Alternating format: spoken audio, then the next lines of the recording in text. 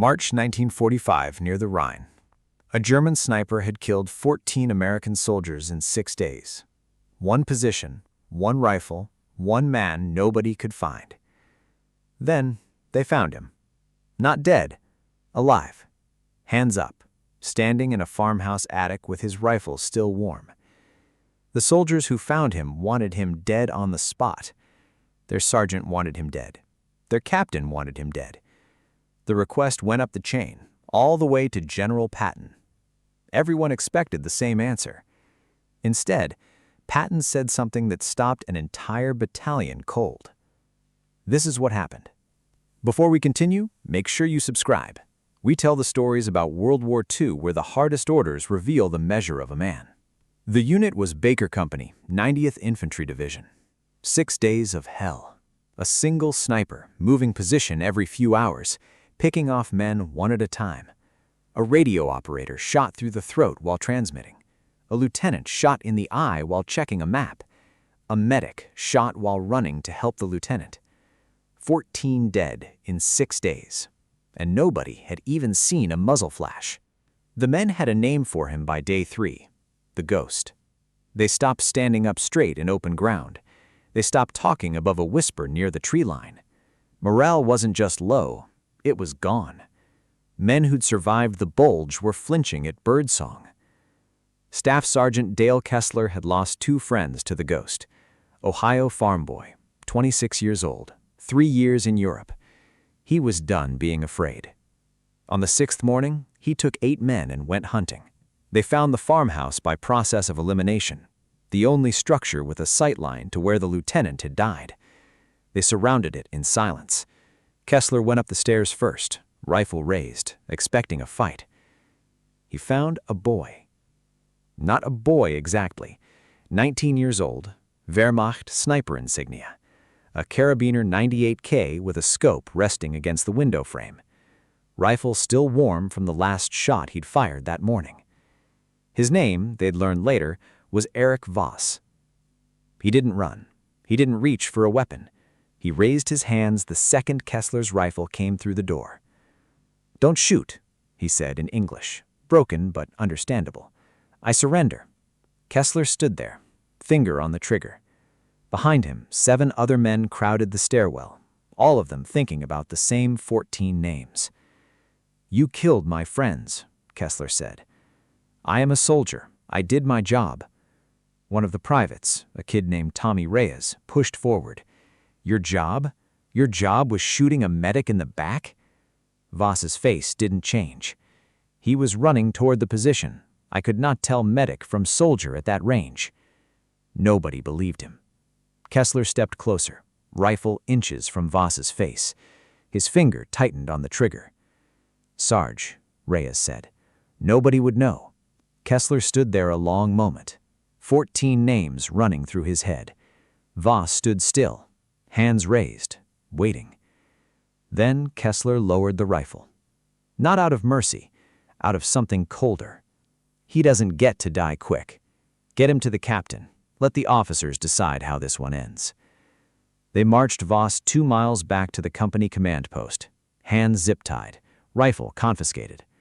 Captain Robert Ainsley took one look at the sniper insignia and understood exactly what he was looking at. 14 men, Ainsley said. "You know that." "I know my orders," Voss said. "Your orders were murder. My orders were the same as yours, Captain. Kill the enemy before he kills you." Ainsley wanted to shoot him himself. He'd written 14 letters home in 6 days. 14 mothers, 14 wives, 14 families who'd get a folded flag instead of their son. But there were rules. Voss had surrendered. He was in uniform. Technically, legally, he was a prisoner of war, entitled to protection under the Geneva Convention. Ainsley knew the rules. He also knew his men didn't care about the rules anymore. He radioed division. The response came back fast. "This one goes up to General Patton personally. He wants to see it himself." Patton arrived by jeep 2 hours later. He'd heard about the Ghost. Every unit in the sector had heard about the Ghost. 14 dead was the kind of number that traveled. He walked into the command post where Voss sat, wrist still bound, guarded by 2 privates with rifles raised. Patton looked at him for a long moment. 19 years old, thin, exhausted. Not what anyone expected a monster to look like. "This is him?" Patton asked. "Yes, sir," Ainsley said. 14 confirmed kills in 6 days, including a medic. Patton's jaw tightened. He walked closer, studied Voss the way a man studies a problem he already knows the shape of. "Ask him if he's proud of what he did." The translator relayed the question. Voss answered without hesitation. "He says he did his duty, sir. He says any of your snipers would say the same thing in his position." The room went quiet. Kessler was standing near the door, arms crossed, watching. He'd expected to hear the order by now. Take him outside. End it. Instead, Patton pulled a chair over and sat down across from Voss, eye level. "Ask him about the medic." The translator asked. Voss's composure cracked slightly for the first time. "He says he saw a man running fast toward the American line carrying a bag. He says at 300 meters, through a scope, in bad light, a medic bag looks like ammunition. He says he has thought about that shot every day since." Patton sat with that for a moment.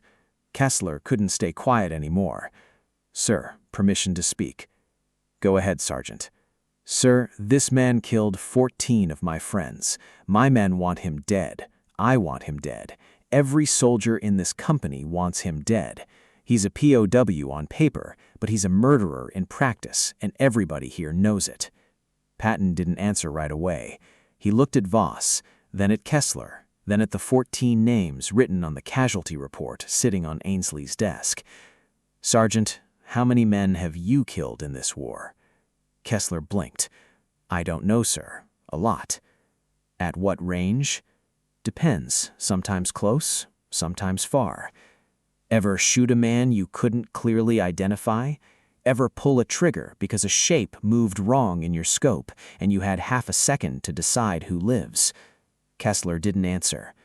"That's what a sniper's war looks like, Sergeant. It's not personal. It's math and fear and half a second to decide who lives. He did what every sniper on every side of every war has always done. He was good at his job. That's not a crime. That's war." "Sir, with respect, 14 men is not a job. It's a massacre." Patton stood up.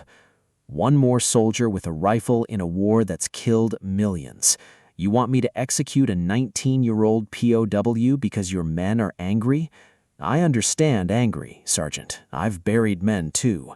But angry isn't a court, and it isn't the law, and it sure as hell isn't going to be my order." The room stayed silent. Nobody had expected this. Not Ainsley, not Kessler, not the privates guarding the door. "Sir," Ainsley said carefully, "the men need something. 14 dead, and the man who did it just walks to a POW camp?" Patton turned to Voss, studied him one more time. "Ask him if he'll keep fighting if we let him live." The translator asked. Voss shook his head slowly. "He says the war is over for him either way, sir.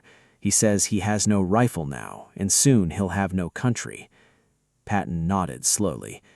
"Take him to processing. Standard POW protocol. No special treatment, no punishment beyond what regulation allows. He goes in the same line as every other prisoner." Kessler stepped forward. "Sir, that's it? That's the punishment?" Patton turned to him, and his voice dropped, harder now. "Sergeant, you want to know the punishment? He's 19 years old, and he's going to spend the rest of his life remembering the sound a bag makes when it hits the ground next to a man he thought was carrying ammunition. That's not nothing. That's a life sentence no court could hand down." He looked around the room at all of them. "We don't win this war by becoming murderers to punish murderers. We win it by being better than the men we're fighting, even when it costs us something, especially when it costs us something. If you shoot a bound prisoner today, Sergeant, you're not getting justice for those 14 men. You're becoming exactly what we came here to stop." Kessler stood there, fists clenched, saying nothing. Patton walked to the door, then stopped, looked back at Voss one last time. "Get him out of my sight, and somebody find this kid some food. He looks like he hasn't eaten in a week." Voss was processed that afternoon, sent to a POW camp outside Rheims. He spent the rest of the war there, then 2 more years in a labor detail helping rebuild roads the war had destroyed. He was released in 1947. Kessler never fully forgave the decision. He said so much later in an interview with a historian collecting oral histories from the 90th Division. "I hated Patton for about a year after that," Kessler said. "I thought he was soft on the wrong man at the wrong time. It took me a long time to understand what he was actually protecting. It wasn't the sniper, it was us. He was making sure we didn't have to live the rest of our lives knowing we shot a bound 19-year-old because we were angry." Erich Voss went home to Bavaria in 1947. He rebuilt a life, married, had 2 children. He rarely spoke about the war, but in 1978, an American researcher tracking down former Wehrmacht snipers for a documentary project found him living quietly outside Munich. He agreed to one interview. He talked about 6 days in March 1945, about a farmhouse attic, about 14 shots he could still describe individually if asked. He talked about a general who sat across from him, eye level, and asked him a question nobody had bothered to ask before, whether he was proud. "I told him no," Voss said. "I have never been proud. I have only been a soldier who survived long enough to regret." He talked about the sergeant who found him, who wanted him dead, and said he understood completely. He said if their positions had been reversed, he might have wanted the same thing. He never met Kessler again, but he said one thing stayed with him more than anything else from that day. Not the general's mercy, the general's reasoning. "He did not save my life because he believed I deserved it. He saved it because he believed his own men deserved to remain human. I have thought about that every day for 30 years. Patton never wrote about the incident in any official report. It appears nowhere in his memoirs, but soldiers who served under him in that sector remembered it, told it to their children, passed it down the way soldiers pass down the moments that mattered more than the battles. The lesson wasn't about mercy for an enemy. It was about something harder to name, the difference between winning a war and losing yourself while you do it. What would you have done in Kessler's position? Would you have followed the order, or would you have wanted to pull the trigger anyway? Let us know in the comments below. And if you want more stories about World War II and the decisions that defined the men who made them, make sure to subscribe.